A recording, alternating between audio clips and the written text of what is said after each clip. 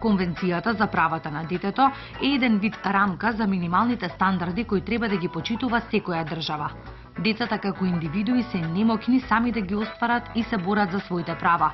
Токму затоа, неопходна е безрезервната помош и поддршка од возрастните.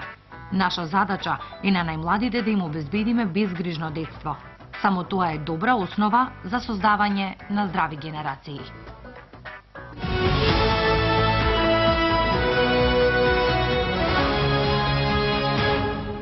На оваа тема ќе ги вклучиме и телефоните 3222-261 со префикс 02 за оние кои што ќе се вклучат од внатрешноста на Македонија, а на истата разговараме со Јана Зенковска од првата детска амбасада за деца во светот. Меѓаш, Јана, добро утро и добро ни дојде. Добро утро и добро ве најдов. Овие два дена, вчера и денеска, одбележуваме два значајни датуми. Вчера 19 ноември светот, а со тоа и Македонија, го одбележа светскиот ден за превенција од насилство врз децата. Оваа година акцентот го ставивте на детската проституција, препродавањето и детската порнографија. И сега за тоа колку е сериозен овој проблем говорат и податоците статистички. Точно, колку е сериозен овој проблем говорат и светските статистички податоци, од кои што секоја година 150 милиони девојчиња и 73 милиони момчиња се жртви на сексуална злоупотреба, најчесто некој близок, родител, роднина или близок пријател. Сексуалната злоупотреба и во нашата земја, за жал, не е непознат проблем, бројките не се вакви, меѓутоа имаме зголемување или подигање на јавната свест во кој што се пријавуваат ваквите случаи. Оваа година имавме дојава за можност дека дете кое што не наполнило 14 години се јавува сомнеш дека сексуално злоставувало дете кое што не наполнило 5 години и двете деца се во родбинска врска. Конкретниот случај не е пријавен кај нас како случај за сомнеш за сексуална злоупотреба, туку за нешто друго, и низ разговорот е напоменат и овој проблем кој што се јавил, за кој што се разговарало. За нас како прва детска амбасада миѓаше алармантно, затоа што ова не е прв случај. Имавме неколку случаи во изминатите години каде што се пријавуваше ваков тип на сексуална злоупотреба, каде што децата што се сторители на ваквото дело претпоставуваме дека веќе и се жртви на некаква форма на сексуална злоупотреба, и самото тоа говори за сериозноста на сексуалната злоупотреба како една од најтешките форми на злоупотреба на децата, кој што остава длабоки последици во нивната личност. Превентивното делување е најефикасната форма за заштита од било која форма на насилство, особено од сексуалната злоупотреба на децата. Во Република Македонија, за жал, зголемен е бројот на родосквернавање и педофилија, меѓутоа уште повеќе загрижува фактот што децата ретко се одлучуваат да го пријават насилството, најмногу затоа што насилниците, односно извршителите на насилството, се нивни блиски роднини, пријатели. Точно, децата не го пријавуваат. Сексуалната злоупотреба не ја пријавуваат децата, ја пријавуваат родителите, роднините и така натаму. Децата најчесто се плашат, променуваат изјави, имаат чувство на вина, дека тие се виновни, ја предизвикале самата таа ситуација, се манипулира со детското чувство на љубов, прифаќање и сигурност. Овие луѓе кои што се болни, педофилите и другите кои што сексуално злоставуваат, многу добро искористуваат детската љубопитност, безгрижност, желба да дознаат некои работи, на таков начин го манипулираат и со едно најубавите чувства, тоа е чувството на љубов и на прифаќање. Меѓутоа, јас во овој момент сакам само да апелирам дека до родителите, до наставниците, до сите оние кои што ќе приметат дека можеби станува збор за сексуална злоупотреба на дете, тоа да не го премолчуваат. Ова не е табу кое што треба да остане затворено во семејството, затоа што со самото премолчување стануваат, особено родителите, стануваат учесници. Треба да се пријави до соодветните државни институции, до полицијата, до центрите за социјална работа, каде што има посебни надлежни лица кои што се остручени и способени да работат со овие деца и на таков начин можат да ги заштитат децата, макар и да сгрешат. Поубаво е превентивно да се делува, да се праша, отколку да се живе под предпоставка дека можеби некој дете е сексуално злоставувано. Токму кон тоа се движи моето наредно прашање, колку е важно конечно да се свати дека превенцијата е сушност и најефикасниот облик на борба против сексуалната злоупотреба? Многу е важно.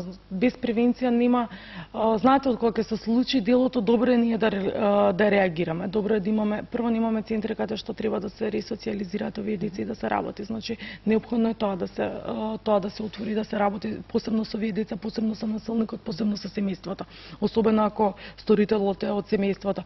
Меѓутоа, наставниците, родителите треба да се информираат за кои се знаците за сексуална злоупотреба, дали детето попушта со успех во училиште, дали има често уринарни инфекции, дали кажува зборови вулгарни кои што не се соодветни за неговата возраст и така натаму, со цел да можат соодветно да ги информираат децата. Ние на нашите работилници за правата на децата, од самите деца кои што се мали, се на одредена возраст, дознаваме некои информации кои што учеле за сексуална злоупотреба или сексуална едукација која што не е соодветна за нивната возраст. Значи, сексуалното образование е неопходно, меѓутоа тоа треба да биде на еден многу друг начин презентирано. Што е со другите форми на насилство? Ту и во овие случаи има загрешувачки факти и бројки, меѓу 133 и 275 милиони деца се жртви на насилство. Семено насилство. Семеното насилство е фрапантно. Тоа што се случува и во светски размери, тоа се случува во Република Македонија. Минатата година од 587 деца потенцијални жртви, 106 беа потенцијални жртви на насилство во семејството. Имавме неколку случаи каде што родители до смрт си го претепаа своето дете. И ова се навистина загрижувачки податоци. Се уште ке нас владе, па гледаме дека во светски рамки дека ќотекот е начин на дисциплинирање и воспитување на децата, меѓутоа дека сега насилството, од кога зборевме за физичко насилство, се зголеми јавната свест, луѓето пријавуваат, можеби се кријат пред јавноста, во домашни услови не знаеме што прават за децата, меѓутоа ја би ставила акцент на психолошкото насилство на кој што се изложени децата од своите родители. Веќе добиваме на друга форма на насилство која што е пострашна затоа што децата не го препознаваат. Тие ни смеа, ни радост ги кажуваат вулгарните зборови кои што и навреди кои што ги добиваат од своите родители, и со тоа ни е знак дека си го прифаќаат, веруваат во тоа кој што го кажуваат, а психолошкото насилство исто така е проблематично, исто така предизвикува промени во личноста на детето и во неговиот понатамошен живот, како што предизвикува и физичкото насилство, само што е тешко да го докажеме и да го препознаеме. Така, што е потребно за да се превенира насилството на подолготрајност?